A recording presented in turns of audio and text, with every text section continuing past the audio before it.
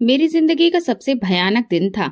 अस्पताल के तेज जलते हुए सफेद बल्ब, आसपास चलती हुई मशीनों की बीप बीप करती आवाज और निकलते हुए लोग। मेरी आंखों में जमा होते आंसू, सब कुछ जैसे धुंधला हो रहा था। मैं अपने पापा के पास बेड के करीब बैठी उनकी सांसों को धीमा होते देख रही थी।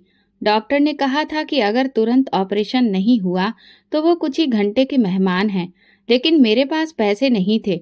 मैंने हर मुमकिन दरवाजा खटखटाया, हर खास इंसान से मदद मांगी, लेकिन कहीं से कोई उम्मीद नहीं मिली। हार कर मैं अस्पताल के कॉर्नर में सिर झुकाए रो रही थी जब किसी ने मेरा नाम लिया, माला। मैंने सिर उठाया तो सामने डॉक्टर आदित्य खड़े थे, अस्पताल के नामी सर्जन, बहुत ही खुशदिल इंसान। मगर उस पल उनकी आंखों में कुछ ऐसा था जो मुझे बेचैन कर गया। तुम्हारे पापा की हालत नाजुक है, मैं उनका ऑपरेशन कर सकता हूँ। मेरी आंखों में उम्मीद की रोशनी लौट आई। मैं तुरंत खड़ी हो गई। सच कह रहे हैं, प्लीज उनकी जान बचा लीजिए। आदित्य के होठों पर हल्की मुस्कान आई, मगर उस मुस्कान में एक अजीब सा रंग था। हाँ, लेकिन एक शर्त है। मेरा दिल जोर से धड़का। शर्त? उसने ठंडे लहजे में कहा, अगर ऑपरेशन के पैसे नहीं हैं तो एक रात मेरे साथ गुजार लो, मैं मुफ्त में ऑपरेशन कर दूंगा। मेरे पैरों तले से जमीन खिसक गई। मैं अविश्वास से उसे देख रही थी। मेरी आंखों में आंसू थे और दिल में डर। आप मजाक कर रहे हैं ना? आदित्य एकदम पास आते हुए बोला, मैंने आज तक किसी मरीज का मुफ्त में इलाज नहीं किया है माला। तुम्हारे पापा के पास ज्यादा वक्त नहीं है। अगर इलाज चाहती हो तो दरवाजा लॉक करके वापस आ जाओ। मुझे लगा जैसे मेरी सांसें रुक जाएंगी। ये पल मेरी जिंदगी का सबसे बड़ा इम्तिहान था।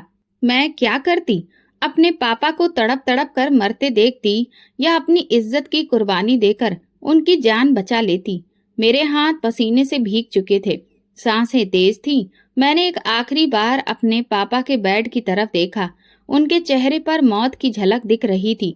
मेरी कपकपाती उंगलियों ने दरवाजा लॉक कर दिया। आदित्य के होठों पर अजीब सी मुस्कुराहट थी, जैसे मेरी बेबसी से मजे ले रहा हो। वो मेरी तरफ कदम बढ़ाने लगा। मेरी आंखों से आंसू बह रहे थे, दिल में घबराहट थी। मैंने सिसकते हुए भगवान को पुकारा, हे भगवान मेरी रक्षा करना। तभी अचानक दरवाजा जोर से खुला और अस्पताल के बाकी कर्मचारी अंदर दाखिल हो गए। आदित्य चौंक कर पीछे हट गया। मैं सदमे में खड़ी थी। मुझे समझ में नहीं आ रहा था कि ये सब कैसे हुआ। अपना दाग मिटाने के लिए आदित्य ने तुरंत ऐलान किया, मैं माला से शादी कर रहा हूँ। मुझे लगा जैसे मैं किसी अंधे ख्वाब में गिर गई हूँ। सब कुछ एक सपने की तरह हो रहा था। मैं एक लाल जोड़े में बैठी थी, मगर ये जोड़ा मेरे लिए किसी सफेद कफन जैसा था। मेरी आत्मा मर चुकी थी, दिल में सिर्फ नफरत थी। पंडित जी मंत्र पढ़ रहे थे और मैं खाली नजरों से सब देख रही थी। जैसे जैसे एक एक रस्म आगे बढ़ रही थी, वो मुझे मुस्कुराते हुए देख रहा था। मेरा जी चाह रहा था कि चीख कर कहूँ, मैं ये शादी नहीं करना चाहती, मगर मैं मजबूर थी। बड़ी मुश्किल से सिर झुकाकर मैं उसके साथ एक एक फेरा ले रही थी। शायद वो 7 फेरे मेरी जिंदगी की सबसे बड़ी कैद बनने वाले थे। शादी के बाद वो मुझे एक पुरानी मगर शानदार कोठी में ले आया। ये गांव की एक बड़ी सी हवेली थी। हवेली नमा कोठी, बड़े बड़े दरवाजे, पुरानी लकड़ी की खिड़कियां और ऊंची दीवारें। मुझे ये जगह कैद खाने की तरह लग रही थी। ये अब तुम्हारा घर है माला, आदित्य ने कहा, मगर उसकी आवाज में जबरदस्ती की जीत थी जो मेरे दिल में नफरत का तूफान पैदा कर रही थी। मैंने चिढ़ते हुए जवाब दिया, ये मेरा घर नहीं, मेरी कैद है। वो मेरी बात पर चुप रहा, जैसे मेरी नफरत की कोई परवाह ही नहीं। माला बेटी कैसी हो? एक बूढ़ी औरत ने मेरे सिर पर हाथ रखा। मैंने उनकी तरफ देखा। वो एक नरम मिजाज औरत लग रही थी, शायद आदित्य की कोई करीबी रिश्तेदार थी। हवेली के दूसरे लोग भी मेरे स्वागत के लिए इकट्ठा हुए थे। सबके चेहरे पर खुशी दिख रही थी, मगर मेरे दिल में एक ही सवाल था, उस आदमी ने मेरे साथ ऐसा क्यों किया? मेरे आसपास लोग जमा हो गए, मेरी तारीफें की जा रही थी, लेकिन मेरा दिल बिल्कुल खाली था। मैंने एक नजर आदित्य की तरफ देखा। वो चुपचाप सब देख रहा था, जैसे मेरी परेशानी को समझ रहा हो, मगर कुछ कहने के लिए तैयार न हो। ये कमरा तुम्हारा है? उसने एक बड़े कमरे की तरफ इशारा किया। मैं बिना कुछ कहे अंदर चली गई। कमरा बहुत खूबसूरत था। बड़ी खिड़कियों से बाहर गार्डन का नजारा दिख रहा था, मगर मुझे उससे कोई मतलब नहीं था। मैंने दरवाजा बंद किया और खुद को बेड पर गिरा दिया। मेरी आंखें आंसुओं से भर गईं। मैं अपने पापा की कमजोर हालत को याद कर रही थी। अस्पताल की वो रात, आदित्य की वो शर्त और वो बेबसी जिसने मुझे मजबूर कर दिया था। क्यों किया तुमने ऐसा? मैंने बड़बड़ाया। क्या उसके दिल में मेरे लिए कोई एहसास नहीं था? क्या वो वाकई एक जालिम इंसान था या फिर इसके पीछे कोई और कहानी छिपी थी? रात बढ़ने लगी लेकिन मुझे नींद नहीं आ रही थी। मैंने हवेली में चलने की कोशिश की। हर कमरे के बाहर पुराने से दरवाजे थे, दीवारों पर पुरानी तलवारें और खानदानी खंजर लगे थे। जैसे ही मैं हवेली के पीछे के हिस्से में जाने लगी, किसी ने पीछे से मेरा हाथ थाम लिया। चौंक कर पीछे देखा तो आदित्य खड़ा था। माला, वहां मत जाना। उसका लहजा सख्त था। क्यों? वहां क्या है? मैंने गुस्से से पूछा।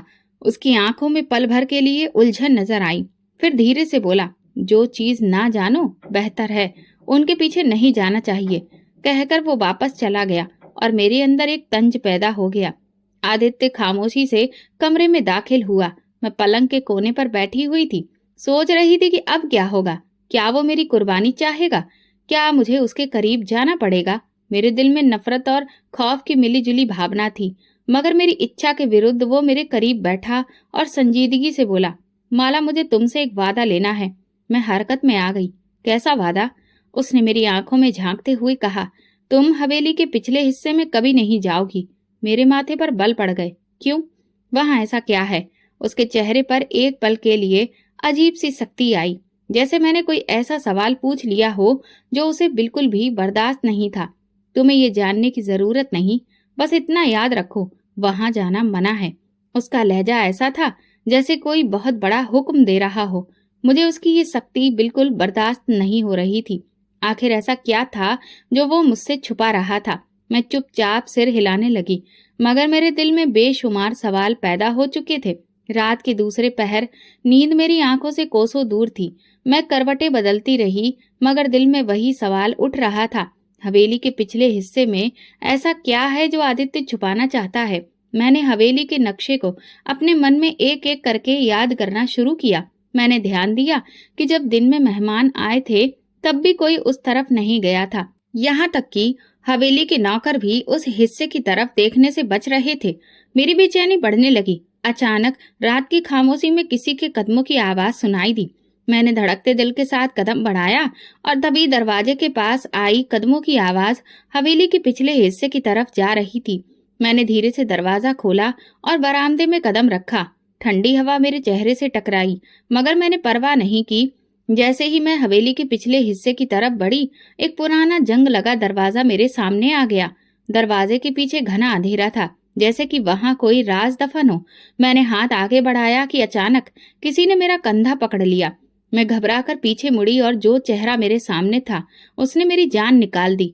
आदित्य मुझे गुस्से से घूर रहा था। मैंने अजीब सा ख्वाब देखा था। मेरे कदम जम गए। आखिर वो क्या था जिससे आदित्य मुझे छुपाने के लिए इतना गंभीर था? मैंने फैसला कर लिया था कि मैं दरवाजे के पीछे का राज जरूर जानकर रहूंगी। मुझे इंतजार था सिर्फ सही मौके का, और वो मौका एक रात मिल गया। आदित्य किसी जरूरी काम से शहर गया हुआ था और हवेली के ज्यादातर लोग सो चुके थे। मैंने धीरे से कमरे का दरवाजा खोला और दबे कदमों से हवेली के पिछले हिस्से की तरफ बढ़ने लगी। हवा में अजीब सी सर्दी थी, जैसे कोई अदृश्य ताकत मुझे रोकने की कोशिश कर रही हो। मेरा दिल जोर जोर से धड़क रहा था, मगर मैं पीछे हटने को तैयार नहीं थी। मैंने जंग लगे दरवाजे को धीरे से धकेला। चरमराहट के साथ वो खुल गया। अंदर गहरा अंधेरा था, जैसे वहां बरसों से कोई रोशनी नहीं पहुंची। मैंने हल्की सी रोशनी करने के लिए मोबाइल का फ्लैश ऑन किया और जो मंजर मेरे सामने आया उसने मेरे रोंगटे खड़े कर दिए। सामने पुरानी हवेली की कोठरी थी, जहां धूल और मिट्टी की मोटी परत जमी थी। कोठरी के बीचों बीच एक व्हील चेयर पड़ी थी और उस पर एक औरत बैठी हुई थी। मेरी सांसें रुकने लगी। मैंने बेयकीनी से उस औरत की तरफ कदम बढ़ाया। वो बहुत कमजोर चेहरा लग रही थी, मगर जैसे ही मैंने उनके चेहरे पर रोशनी डाली, मेरे कदम जम गए। ये कैसे मुमकिन हो सकता है? वो औरत बिल्कुल मेरे जैसी थी। मेरे हाथ पैर सुन्न होने लगे। मैं पीछे हटना चाहने लगी, मगर मेरे कदम जमीन से चिपक गए। ये क्या माजरा था? क्या मैं कोई सपना देख रही थी? वो औरत हल्के से मुस्कुराई। उसकी आंखों में अजीब सी चमक थी, जैसे वो मुझे सदियों से जानती हो। अचानक वो कुछ बोली। उसकी आवाज कमजोर थी। मेरी धड़कन बेकाबू हो गई। तुम कौन हो? मैंने घबराकर पूछा। वो औरत मेरी तरफ देखकर सिसकने लगी, जैसे बरसों का कोई बोझ उसके दिल में दबा हो। तुम मुझे नहीं पहचानती, मगर मैं तुम्हें बरसों से जानती हूँ। कौन हो तुम और यहाँ क्यों हो? मैंने बेचैनी से पूछा। उसने आंसुओं से भीगी नजरों से मेरी तरफ देखा और कहा, मैं तुम्हारी माँ हूँ माला। मेरे वजूद पर जैसे बिजली गिर गई। मैंने एक झटके से पीछे हटने की कोशिश की, मगर मेरे कदम लड़खड़ा गए। ये झूठ है, मेरी माँ तो मर चुकी है। मैं चिल्लाई। उसकी आंखों से आंसू बहने लगे। यही तो वो झूठ है जो तुम्हें बरसों तक सुनाया गया बेटा। मैं भी बेयकीनी से उसे देख रही थी। क्या ये वाकई मेरी माँ थी? अगर हाँ, तो उसे यहाँ किसने कैद कर रखा था? और सबसे बढ़कर आदित्य को उसके बारे में सब कुछ कैसे पता था? मेरा दिल कह चुका था कि मैं इस सच्चाई को पूरी तरह जान कर रहूंगी। मेरी धड़कनें इतनी तेज हो चुकी थीं कि मुझे लगा वो पूरे कमरे में गूंज रही हैं। मैंने एक बार फिर कांपती आवाज में पूछा, तुम कौन हो? सामने व्हील चेयर पर बैठी औरत की आंखों में आंसू थे। उसने फुसफुसाते हुए एक ही बात दोहराई, बेटा मुझे माफ कर दो। मेरी रीढ़ की हड्डी में सनसनी दौड़ गई। तुम मुझे बेटा क्यों कह रही हो? कौन हो तुम? मैंने तेजी से पूछा, जैसे मेरे सवालों के जवाब ही मेरी सांसों में अटक गए हों। औरत की आंखों में एक दर्द था, उसके होंठ सूखे थे। वो सिसकने लगी, माला मैं सच कह रही हूँ, मैं तुम्हारी माँ हूँ। मेरे पैरों तले जमीन खिसक गई। मैंने झटके से पीछे हटने की कोशिश की। ये झूठ है, मेरी माँ तो मर चुकी है। मैं चीखी। मेरा जहन सुन्न होने लगा।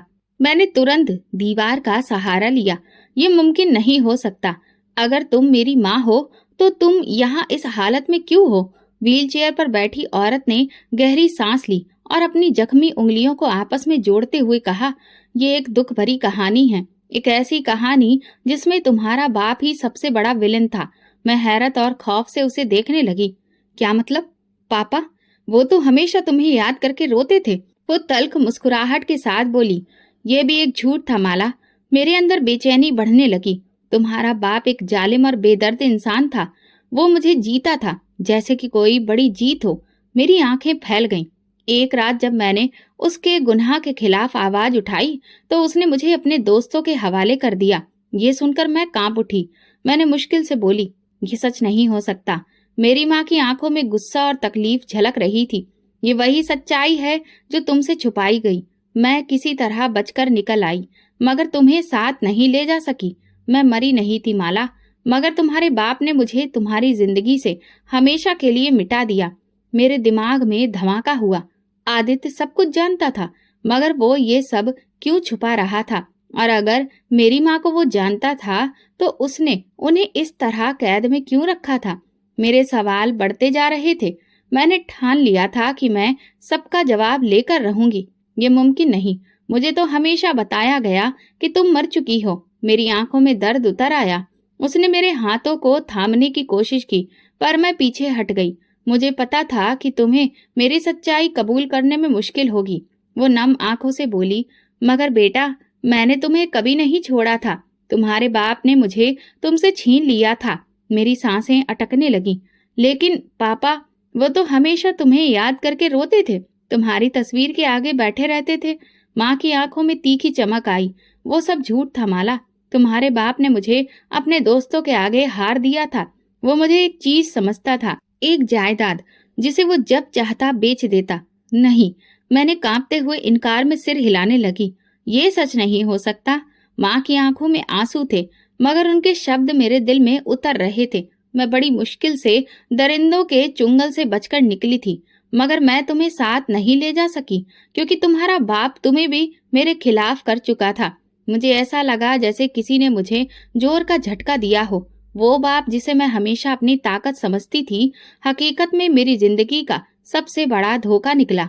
मेरी आंखों के आगे धुंध छा गई। मुझे अपना बचपन याद आने लगा। वो रातें जब मैं अपने पापा से पूछती थी, पापा, माँ कहाँ चली गई? और वो हमेशा आंसू बहाकर कहते थे, वो हमें छोड़कर चली गई बेटा। मुझे याद आया कि कैसे हमारे घर की हर कीमती चीज बेची जा रही थी और कैसे पापा दिन ब दिन बिगड़ते जा रहे थे। मगर मैंने कभी सोचा ही नहीं था कि वो हकीकत में कैसे इंसान थे जिन्होंने अपनी ही पत्नी को दांव पर लगा दिया। अगर तुम बिक गई थी तो फिर यहाँ पर कैसे? मैंने दोबारा पूछा। माँ की नजरें झुक गईं। ये सब आदित्य की वजह से। आदित्य? मैंने पूछा। भला उसका इस सब से क्या रिश्ता है? माँ ने लंबी सांस ली और बोली, बेटा, ये वो सच है जो तुम्हें आदित्य ने अभी तक नहीं बताया, मगर वक्त आ गया है कि तुम सब कुछ जान लो। मेरे वजूद में आग लग गई थी। मैंने फैसला कर लिया था, अब मैं ये सच सहन नहीं करूंगी। मुझे वो दिन नहीं भुलाए भूलता जब मैंने अलमारी में छुपकर पापा को माँ की तस्वीर के आगे रोते देखा था। मुझे लगा था कि वो माँ को बहुत याद करते हैं, लेकिन आज मैं जान चुकी थी कि वो आंसू शायद दुख के नहीं बल्कि किसी और बोझ के थे, जुर्म के बोझ के। माँ ने मेरी तरफ देखते हुए कहा, माला, तुम्हें ये सब जानकर तकलीफ हो रही होगी, मगर ये सच है, तुम्हारे पिता ने मुझे छोड़ा नहीं था, बल्कि मुझे सिर्फ एक चीज समझकर दूसरे आदमी को सौंप दिया था। मैंने कहा, नहीं, वो ऐसे नहीं हो सकते। वो हमेशा कहते थे कि वो मुझे सबसे ज्यादा मोहब्बत करते हैं। उन्होंने मुझे कभी कुछ होने नहीं दिया। माँ ने फिर से तीखी मुस्कान के साथ कहा, बेटा, कभी कभी लोग एक बच्चे के सामने अच्छा बनने के लिए सब कुछ करते हैं, मगर उनके असली चेहरे छुपे रहते हैं। तुम्हारे पिता ने जो किया वो माफ करने के काबिल नहीं। क्या तुम्हें कभी शक नहीं हुआ? माँ ने धीरे से पूछा। मैंने गहरी सांस ली। पापा ने कभी भी तुम्हारे बारे में ज्यादा बात ही नहीं की। वो हमेशा कहते थे कि वो तुम्हें याद नहीं करना चाहते। अगर मैं जिद करती तो वो गुस्सा हो जाते, क्योंकि वो डरते थे कि कहीं मुझे असली सच्चाई पता ना चल जाए। माँ ने गंभीरता से कहा। मेरे मन में एक और सवाल उठा, आदित्य का इस समय क्या किरदार था? आदित्य ने तुम्हें यहाँ पर क्यों रखा? मैंने आखिर पूछ ही लिया। माँ की आंखों में एक अजीब सी चमक आई। वो बोली, यही वो सवाल है जिसका जवाब तुम्हें खुद आदित्य से लेना होगा। मेरा गुस्सा बढ़ने लगा। आदित्य ने मेरे साथ जबरदस्ती की है, मेरे माँ बाप के बारे में सब सच छुपाया और मेरी माँ को कैद करके रखा। आखिर वो चाहता क्या है? अब मैं ये खेल खत्म करने को तैयार थी। मेरे वजूद में जैसे आग भड़क रही थी। माँ से मिली सच्चाई ने मेरे अंदर जज्बातों की जंग छेड़ दी थी, जिसे मैं रोक नहीं पा रही थी। मैं जिसे अपना रखवाला समझती थी, वही जालिम निकला, और जिसे मैं अपना सबसे बड़ा दुश्मन समझ रही थी, वो जाने किस राज में लिपटा हुआ था। मुझे बस एक ही इंसान से जवाब चाहिए था, आदित्य। मैं गुस्से से भरी हुई हवेली में आदित्य को तलाशने लगी। वो बरामदे में खड़ा था, जैसे कि उसे मेरे आने का पहले से अंदाजा हो। मैं तेजी से उसके पास गई और चीख कर बोली, तो मुझे सच बताओ, मेरी माँ को तुमने कैद क्यों कर रखा है? और मेरे पापा के बारे में जो कुछ मैंने सुना, वो क्या सच है? आदित्य चुपचाप खड़ा रहा। उसकी आंखें गहराई में डूबी हुई थीं। मैंने बेचैनी से कहा, बोलते क्यों नहीं हो? क्या तुमने वाकई मेरी माँ को कैद कर रखा है? क्या तुम जानते थे कि मेरे पापा ने उनके साथ क्या किया? मैंने उसके बाजू को झिंझोड़ा। वो कुछ कहने के लिए मुंह खोलने ही वाला था, मगर फिर रुक गया। माला, तुम अभी कुछ नहीं समझोगी, उसने धीरे से कहा। क्या मतलब कुछ नहीं समझूंगी? ये जो सच्चाई है, तुमने मुझसे सब कुछ छुपाया है, तुमने मेरे साथ जबरदस्ती की, मुझे अपनी जिंदगी में खींच कर ले आए, मगर कभी नहीं बताया कि मेरी माँ जिंदा है। तुमने मुझे झूठ के सहारे जीने नहीं दिया। आदित्य ने मेरी बात सुनी, मगर वो चुप था। उसकी आंखों में ऐसा डर था जिसे मैं समझ नहीं पा रही थी। तुमने मुझे इस्तेमाल किया आदित्य, मैंने गुस्से से कहा। पहले मेरे पापा ने मेरी माँ के साथ ऐसा किया, और अब तुमने मेरे साथ। तुम भी उन्हीं जैसे हो, एक जालिम, झूठे और मक्कार इंसान। आदित्य ने आंखें बंद कर ली, जैसे कि ये शब्द उसे चीर रहे हो, मगर फिर भी वो चुप था। अब कुछ तो बोलो, मैं चिल्लाई। ये खामोशी क्यों?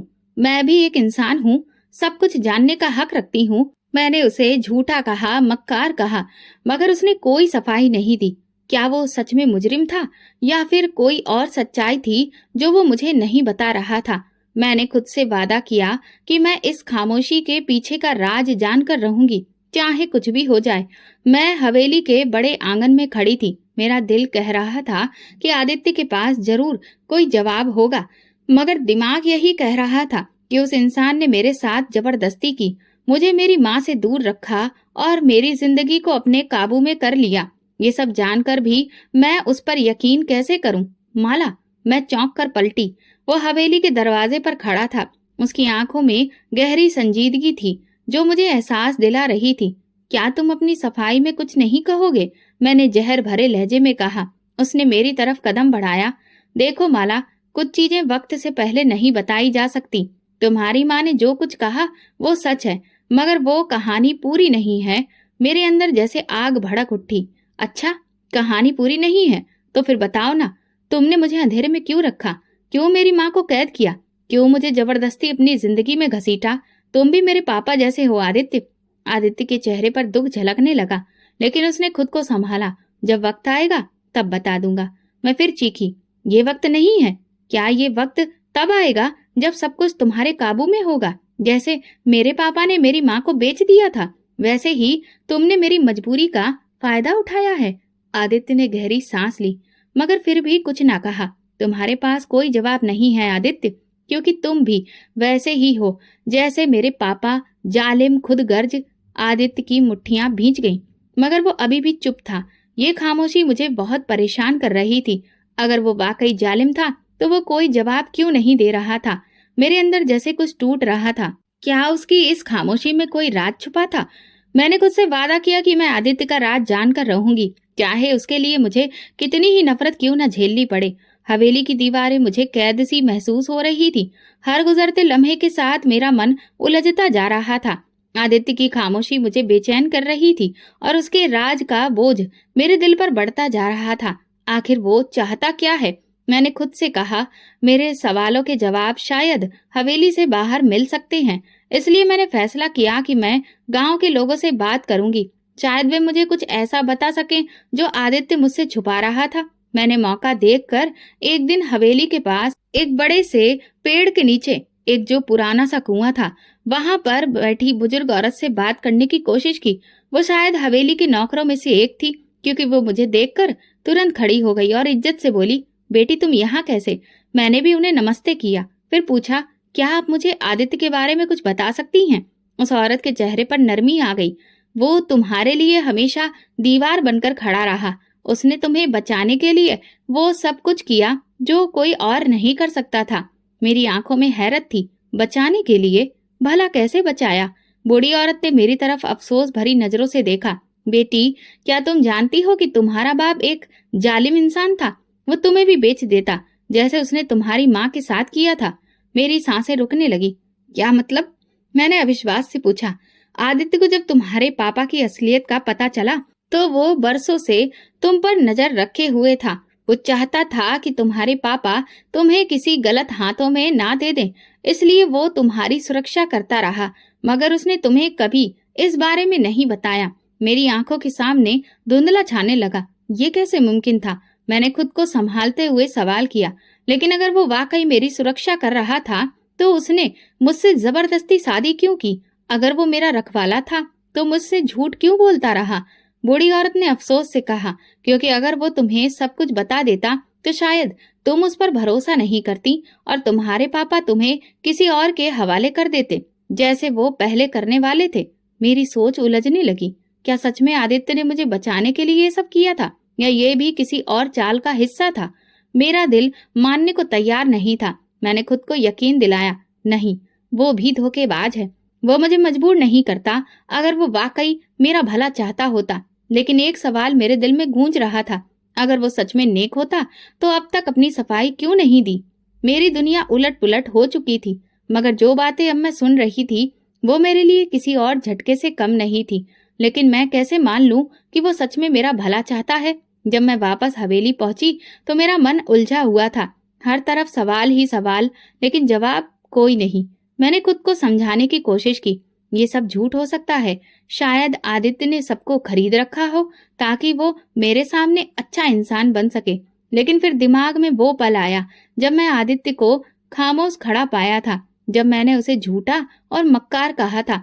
उसने कोई सफाई नहीं दी थी। अगर वो सच में निर्दोष होता तो क्या अपनी बेगुनाही को साबित करने की कोशिश नहीं करता? क्या ये सच है? मैंने नौकरानी से पूछा, जो बरसों से हवेली में काम कर रही थी। मैडम, साहब कभी जालिम नहीं थे, उसने जवाब दिया। उन्होंने हमेशा आपके हक में फैसले किए हैं, मगर वो चुप रहे। वो नहीं चाहते थे कि आप ये सब मजबूरी में जाने। मगर क्यों? मैंने बेचैनी से पूछा। अगर वो वाकई मेरा भला चाहते थे तो उन्होंने मुझे मेरी माँ के बारे में क्यों नहीं बताया?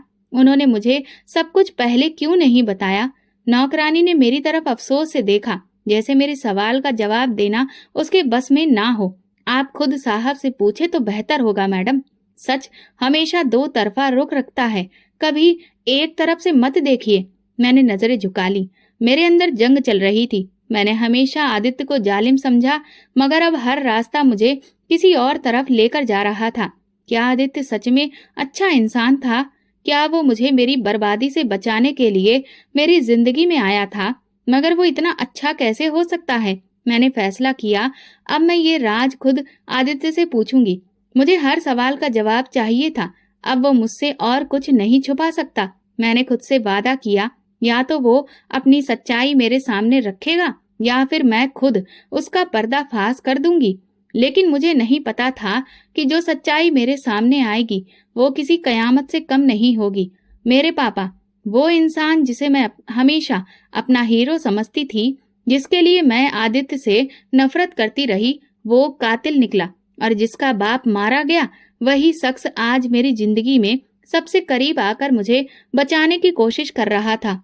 ये खबर मुझे गांव के एक बुजुर्ग ने दी, जो मेरे पापा के अतीत को बहुत अच्छे से जानते थे। बेटी, तुम जानती हो कि आदित्य का बाप बहुत नेक इंसान था, मगर तुम्हारे पिता ने उसे अपनी हवस और दौलत के नशे में कत्ल कर दिया। वो जमीन के झगड़े में हार गए थे, मगर गुस्से में उन्होंने गोली चला दी। ये झूठ है। मैंने फिर से अविश्वास से कहा, मेरे पापा किसी का कत्ल नहीं कर सकते। मुझे लगा आदमी ने आह भरी। ये तुम्हें लगता है बेटी, मगर तुम्हारे पापा का दूसरा चेहरा बहुत ही भयानक है। अब मुझे समझ आ रहा था कि आदित्य ने अपनी बेगुनाही साबित करने की कोशिश क्यों नहीं की, क्योंकि वो मेरे पापा के गुनाहों का बोझ उठाकर खामोशी से मेरी सुरक्षा कर रहा था। मेरे दिमाग में एक और सवाल पैदा हुआ, क्या आदित्य ने मुझे अपना बदला लेने के लिए अपनाया है? अगर मेरे पिता ने उसके पिता का कत्ल किया है, तो क्या वो मुझे तकलीफ पहुंचाना चाहता था, या फिर वो सच में मुझे मेरे पिता की बुरी नीयत से बचा रहा था? ये सवाल मेरी रूह को झकझोर रहा था। मैंने ठान लिया, मैं सच का सामना करूंगी। आदित्य को अब कोई रास्ता नहीं मिलेगा। मैं उसके सामने खड़ी होकर उससे सीधे सवाल करूंगी। मेरी माँ की आंखों में दर्द की गहराई परछाई थी। वो जानती थी कि जो बात वो मुझे बताने वाली है, वो मेरे दिल को तोड़ देगी। मैं रोते हुए उनकी तरफ देख रही थी। उन्होंने मेरा हाथ थाम कर कहा, माला, तुम्हें लगता है कि आदित्य ने तुम्हें बर्बाद किया, मगर सच्चाई इसके बिल्कुल उलट है। उसने अपनी पूरी जिंदगी तुम्हारे लिए कुर्बान कर दी। मैंने हैरानी और बेचैनी से माँ की तरफ देखा। क्या कुर्बानी? वो इंसान जिसने मुझसे जबरदस्ती शादी की, जिसने मेरी माँ को कैद में रखा, जिसने मेरे पापा की सच्चाई मुझसे छुपाई, क्या वो मेरी खातिर कुर्बानियां दे रहा था? मैंने दुख से मुस्कुराकर कहा, बेटा, तुम जैसे अपने बाप को समझ रही हो, वो तुम्हारी सुरक्षा के लिए था। तुम्हें नहीं पता कि तुम्हारे बाप ने तुम्हारी जिंदगी को किस खतरे में डाल दिया था। अगर आदित्य न होता तो तुम्हारी किस्मत मेरी जैसी हो सकती थी। मेरा शरीर सुन्न होने लगा। माँ ने गहरी सांस ली और बोली, जब तुम्हारा बाप मेरे साथ जुल्म कर रहा था, तब आदित्य के पिता ने मेरी मदद करने की कोशिश की थी। वो एक अच्छे इंसान थे, मगर तुम्हारे पिता ने उनसे दुश्मनी पाल ली। जब आदित्य के पिता का कत्ल हुआ, तब से आदित्य ने बदले की आग में नहीं, बल्कि तुम्हारी सुरक्षा के सबसे मुश्किल रास्ते को चुना। लेकिन क्यों? मैंने बेसब्री से पूछा। क्योंकि तुम्हारा बाप तुम्हें भी बेचने वाला था, माला। माँ की आवाज लड़खड़ा गई। आदित्य को जब इसका पता चला, तो उसने तुम्हें बचाने के लिए सब कुछ किया जो वो कर सकता था। उसने बरसों तक तुम्हें अपनी नजरों से ओझल नहीं होने दिया। वो तुम्हें हर खतरे से बचाने के लिए साए की तरह तुम्हारे साथ रहा। मेरी आंखों में आंसू आ गए। लेकिन उसने ये सब पहले क्यों नहीं बताया, माँ? माँ ने दुखी होकर कहा, क्योंकि वो नहीं चाहता था कि तुम ये सब सुनकर मजबूरी में उसकी एहसानमंद बनो। वो चाहता था कि तुम अपनी मर्जी से उसकी सच्चाई पहचानो, ना कि किसी मजबूरी में। मेरा दिल अभी तक आदित्य की हकीकत जानकर उलझन में पड़ा था। मैंने जिसे जालिम समझा, वो तो मेरा भला चाहने वाला निकला, और जिसे मैंने अपना रखवाला समझा, वो सबसे बड़ा मुजरिम था। लेकिन अभी मुझे एक और हकीकत का सामना करना था। रात के किसी पहर हवेली के एक नौकर ने आकर खबर दी कि मेरे पिता को होश आ गया है, वो अस्पताल में हैं और मुझसे मिलना चाहते हैं। मैं फौरन वहां जाने के लिए तैयार नहीं थी। मेरे अंदर एक तूफान था जिसे मैं समझने की कोशिश कर रही थी। वो शख्स जिसने मेरी माँ को नरक में डाला, जो मुझे भी बर्बाद कर सकता था, अब माफी मांगना चाहता था। लेकिन मैं फैसला कर चुकी थी, मैं उन्हें एक बार जरूर देखूंगी। जब मैं अस्पताल पहुंची तो पापा बिस्तर पर लेटे थे। वो बहुत कमजोर लग रहे थे। जैसे जिंदगी ने उनसे सब कुछ छीन लिया हो। जैसे ही उन्होंने मुझे देखा, उनकी आंखों में आंसू आ गए। माला, उनकी आवाज लड़खड़ाई। बेटा मुझे माफ कर दो। मैं चुप रही। मेरा दिल किसी भी हमदर्दी को अपनाने के लिए तैयार नहीं था। बेटा, मैंने बहुत गलत किया है। तुम्हारी माँ के साथ बहुत बुरा किया। मैंने तुम्हारी जिंदगी बर्बाद करने की कोशिश की। मैं एक लालची और कमजोर इंसान था। वो रोते जा रहे थे। क्या आप जानते हैं आपने क्या किया? मेरी आवाज बर्फ की सिल की तरह सख्त थी। आपने मेरी माँ को नरक में झोंक दिया। आपने एक मासूम औरत की जिंदगी तबाह कर दी, और जब वो आपसे बच निकली तब आपने मुझे भी बर्बाद करने की कोशिश की। माला, मैं अंधा हो गया था। वो गिड़गिड़ाने लगे। अब जब मेरी जिंदगी खत्म होने को आई है तो मुझे अपनी गलती का एहसास हो रहा है। बेटा प्लीज। मैंने उनकी तरफ देखा, मगर मेरे दिल में कोई नरमी नहीं थी। नहीं पापा, मेरी आवाज मजबूत थी। आपने अपनी जिंदगी में जो बीज बोया है वही अब काटना पड़ेगा। मैं आपको माफ नहीं कर सकती। ये कहकर मैं पलटी और वहां से चली गई, क्योंकि मैं जान चुकी थी कुछ गुनाह माफी के काबिल नहीं होते। हवेली में वापस आकर मैंने फैसला कर लिया कि अब आदित्य से खुलकर बात करनी होगी। वो खड़ा था वहां जहां वो खामोशी से किसी गहरी सोच में डूबा था। आदित्य, मैंने कहा। वो पलटा। उसकी आंखों में वही गहराई और संजीदगी थी जो मुझे हमेशा बेचैन करती थी। तुम्हें सच छुपाने का कोई हक नहीं था, मैंने गुस्से में कहा। अगर तुम वाकई मेरे रखवाले थे तो तुमने मुझे पहले क्यों नहीं बताया? तुमने मेरे साथ जबरदस्ती क्यों की? आदित्य ने गहरी सांस ली, जैसे वो ये बात कहने के लिए बरसों से तैयार हो। माला, मैं तुम्हें तुम्हारे पापा की तरह किसी और जालिम के हाथों में नहीं जाने देना चाहता था। उसकी आवाज धीमी थी मगर मजबूत थी। तुम्हें अंदाजा नहीं है कि तुम्हारे पापा ने तुम्हारे साथ क्या करने का फैसला कर लिया था। मेरी सांसें रुकने लगी। क्या मतलब? मेरी आवाज कांप गई। आदित्य ने मेरी तरफ देखा और कहा, तुम्हारे पापा तुम्हें एक जालिम दोस्त के हवाले करने वाले थे, जैसे उन्होंने तुम्हारी माँ के साथ किया। जब मुझे ये पता चला तो मैंने तुम्हें बचाने के लिए वो सब किया जो मैं कर सकता था। अगर मैं तुम्हें जबरदस्ती ना लाता तो वो तुम्हें कहीं और बेच देते। मेरे पैरों के नीचे से जमीन खिसक गई। ये सच है? मेरी आवाज लड़खड़ा गई। आदित्य ने धीरे से सिर हिलाया। हाँ, और मैं चाहता था कि तुम अपनी मर्जी से मेरे साथ रहो, जबरदस्ती नहीं। मगर जब तुम्हें मेरे इरादों पर यकीन नहीं था तो फिर मैं तुम्हें कैसे समझाता? मेरा दिल बदलने लगा। मेरे अंदर कुछ टूट कर बिखरने लगा। मैंने हमेशा आदित्य को गलत समझा, मगर वही तो मेरा रखवाला था। मैंने उसे धोखेबाज कहा, लेकिन वो मेरे पापा के भयानक अंजाम से बचाने के लिए हर कुर्बानी देता रहा। मेरा दिल पूछ रहा था, क्या मैं सच में आदित्य को गलत समझ रही थी? मेरे मन में एक और धमाका हुआ। मैंने सुना कि आदित्य ने न सिर्फ मुझे बल्कि मेरी माँ को भी मेरे पिता के चुंगल से बचाया। मैं तो हमेशा समझती थी कि किसी ने माँ को कैद कर रखा था, मगर हकीकत बिल्कुल उल्टी थी। माँ दुखी और उदास होकर मेरे सामने बैठी थी। मैंने माँ से पूछा, क्या ये सच है? क्या आदित्य ने आपको जबरदस्ती यहाँ रखा था? माँ ने मेरी तरफ देखा और बोली, अगर आदित्य ना होता तो मैं कभी जिंदा ना रहती। मगर माँ, मैं तो हमेशा समझती रही कि वो गलत है, जालिम है। उसने आपको कैद कर रखा है। माँ ने अफसोस भरी मुस्कुराहट के साथ कहा, यही तो उसकी सबसे बड़ी कुर्बानी थी।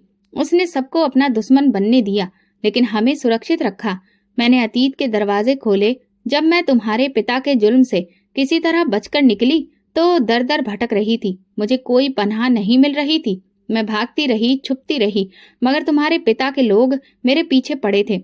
वे मुझे खत्म करना चाहते थे ताकि मैं वापस जाकर उनके गुनाहों का पर्दाफाश ना कर दूं। मेरी आंखों में आंसू आ गए। फिर एक दिन आदित्य मेरे सामने आया।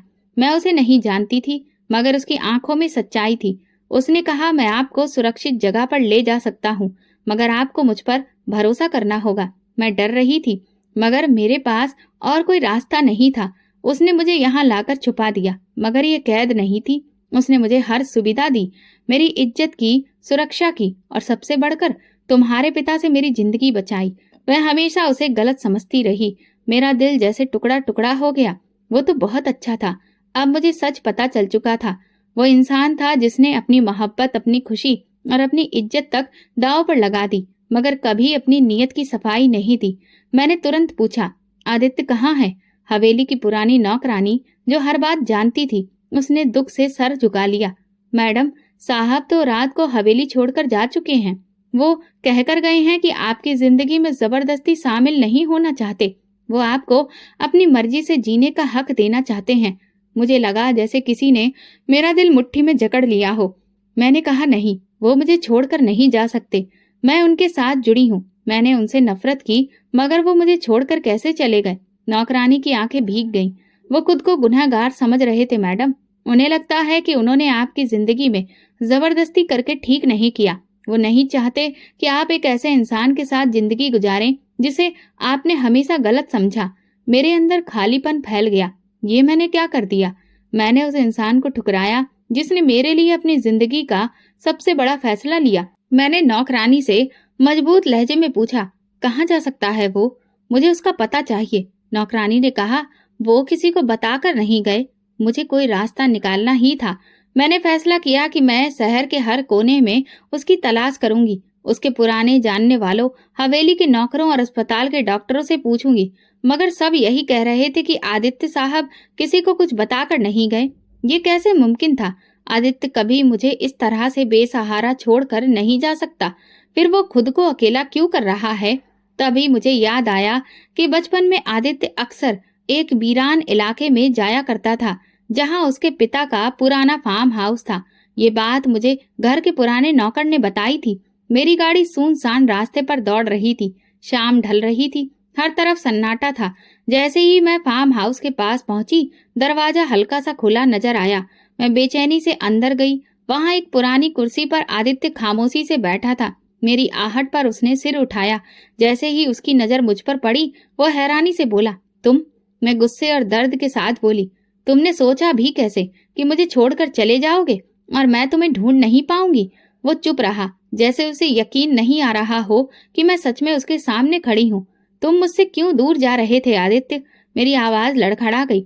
उसने आंखें झुका ली और धीमे से कहा, क्योंकि मैं तुम्हारी जिंदगी पर बोझ नहीं बनना चाहता था माला। मुझे ऐसा लगा जैसे किसी ने मेरे दिल पर वार किया हो। तुम बोझ नहीं आदित्य, तुम मेरी सबसे बड़ी सच्चाई हो। मैंने कहा, मैं तुम्हें सजा देने नहीं आई आदित्य, मैं तुम्हारी कुर्बानी को अपनाने आई हूँ। मेरी आवाज भर आई थी। आदित्य की आंखों में हैरानी और यकीन का अजीब सा मेल था।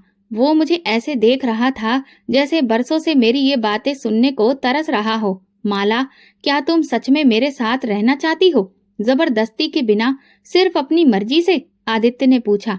मैंने मुस्कुराकर कहा, हाँ आदित्य, अब की बार मैं अपनी मर्जी से आई हूँ।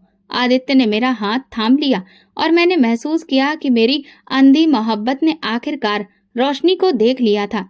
दोस्तों, अगर आपको हमारी कहानी पसंद आई हो तो कमेंट करके जरूर बताइए। वीडियो को लाइक करें और ज्यादा से ज्यादा शेयर करें। अगर आप चैनल पर नए हैं तो सब्सक्राइब जरूर करें और नोटिफिकेशन बेल दबाएं ताकि अगली अपडेट सबसे पहले आपको मिले। धन्यवाद।